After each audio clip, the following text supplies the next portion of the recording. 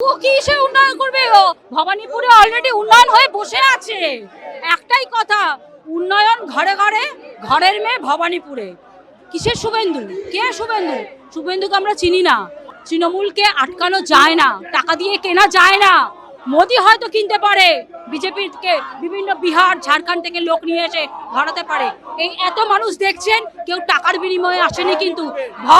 ভবানীপুর এবং বিভিন্ন জায়গা থেকে এসে দিদিকে ভালোবেসে মমতা বন্দ্যোপাধ্যায় আবার নবান্নে বসবে। যতই কথা উইডি, নবান্নে আবার দিদি পারবে না, জিততে পারবে না। নন্দীগ্রামে তো লোডশেডিং করে জিতেছে, এখানে পারবে না। বাংলার মানুষ আছে, আমাদের ভবানীপুরের মানুষ।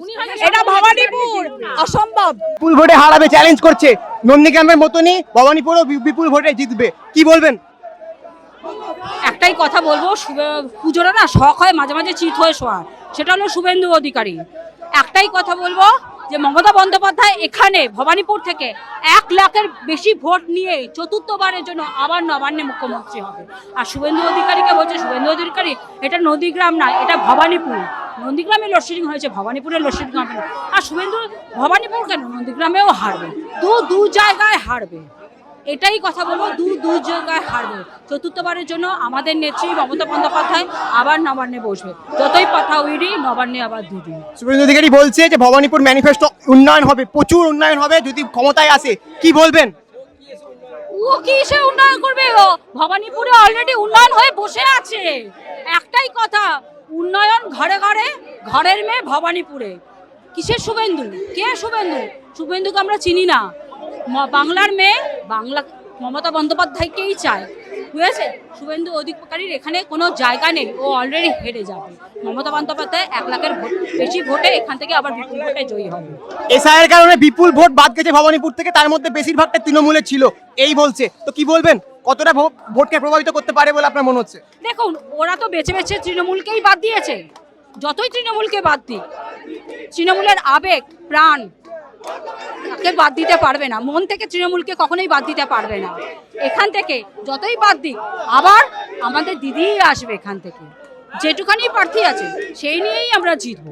ভোটের অনেক আগে থেকেই অনেক বাড়ি বাড়ি গিয়ে ঘরে ঘরে গিয়ে প্রচার করছে শুভেন্দু অধিকারী। একটা কথা বলছি, আমরা কাউকে না টাকা গুঁজে ভোটে কিংবা লোক নিয়ে আসি না। যেটা শুভেন্দু করে, মোদিজি করে, আমরা করি না। তৃণমূল হলো প্রাণ, আবেগ, ঠিক আছে? তৃণমূলকে আটকানো যায় না, টাকা দিয়ে কেনা যায় না। মোদি হয়তো কিনতে পারে, বিজেপির কে বিভিন্ন বিহার ঝাড়খণ্ড থেকে লোক নিয়ে এসে ঘরাতে পারে। এই এত মানুষ দেখছেন, কেউ টাকার বিনিময়ে আসেনি কিন্তু। ভবানীপুর এবং বিভিন্ন জায়গা থেকে এসে দিদিকে ভালোবেসে, প্রাণ দিয়ে দিদিকে ভালোবেসে, আবেগকে ভালোবেসে এসছে, কেউ টাকার বিনিময়ে আসেনি। একটাই কথা বলছি, উন্নয়ন ঘরে ঘরে, ভবানীপুরের মেয়ে আবার ভবানীপুরে।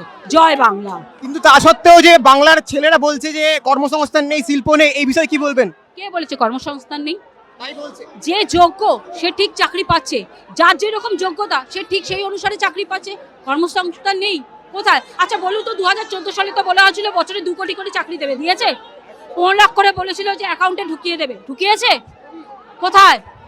তাহলে এই যে দিদি যাতে একটা বেকার ছেড়ে যাতে একটা ফর্ম ফিল আপ করতে যেতে পারে, তার জন্য দিদি কি করেছে, 1,500 করে যুবসাথীর অ্যাপ্লাই দিচ্ছে, করে টাকা দিচ্ছে।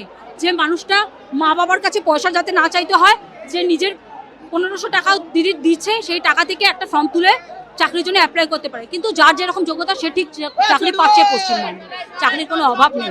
আগে বলুন ওদেরকে চাকরি দিতে 2 কোটি এবং 15 লাখ দিতে, তারপরে যেন বাংলা নিয়ে কথা। নন্দীগ্রামের মতন এবারও বলছে যে ভবানীপুরে বিপুল ভোটে জিতবে শুভেন্দু অধিকারী, কি বলবেন? পারবে না, জিততে পারবে না। নন্দীগ্রামে তো লোডশেডিং করে জিতেছে, এখানে পারবে না। বাংলার মানুষ আছে, আমাদের ভবানীপুরের মানুষ। এটা ভবানীপুর অসম্ভব। এসআইয়ের কারণে বিপুল ভোট বাদ গেছে ভবানীপুর, এবং তার মধ্যে বেশিরভাগটা ছিল তৃণমূলের, কি বলবেন? জিতবে, তার মধ্যেই জিতবে একদম। ঘরের মেয়ে ঘরে বেচে দেবে। ও তো নেবার জন্য বসে আছে, বেচবে বলে। পশ্চিম বাংলা এটাকে বেচবে বলে বসে আছে। হ্যাঁ, স্বপ্ন দেখছে ও, বিছানায় শুয়ে শুয়ে অনেক স্বপ্ন দেখা যায়। উন্নয়ন ঘরে ঘরে, ঘরের মেয়ে ভবানীপুরে। অনেক আগে থেকেই ঘরে ঘরে গিয়ে প্রচার করছেন শুভেন্দু অধিকারী, কি বলবেন এই বিষয় নিয়ে? তার মধ্যে কি প্রভাবিত করতে পারে? করুক, ভবানীপুরের মেয়ে ভবানীপুরেই দেবে। যতই করুক, ঘরে ভবানীপুরের মেয়ে ভবানীপুরেই আছে। ঘরে বিশ্রাম নিয়ে কাজ দেবে। আচ্ছা, মানুষ কি উন্নয়ন চায় না? শুভেন্দু অধিকারী ম্যানিফেস্টো ভবানীপুর ম্যানিফেস্টো প্রকাশ করেছে, কি বলবেন? যে ও বলছে করবে, তারপরে কিচ্ছু করবে না। আমাদের দিদি করছে আর ওইদিকে আমরা কান দিই না, আজ দেখায় না। শুভেন্দু কথা বলে, ভবানীপুরে দিদি ঘটাও বলে, হ্যাঁ দিদি যেমন বলে তেমন কাজ করে। যেমন লক্ষ্মী ভান্ডার বলেছিল, সঙ্গে সঙ্গে লক্ষ্মী ভান্ডার করে দিয়েছে। এরকম সমস্ত একটার পর একটা যুবসাথী সঙ্গে সঙ্গে দিদি 95টা আইটেম করেছে। সব প্রত্যেকটা ঘরে ঘরে অন্তত 6টা করেও আছে প্রোগ্রাম। তাহলে লোকে এত উপকার পাচ্ছে, আর উড়ে এসে জুড়ে বসতে অসম্ভব।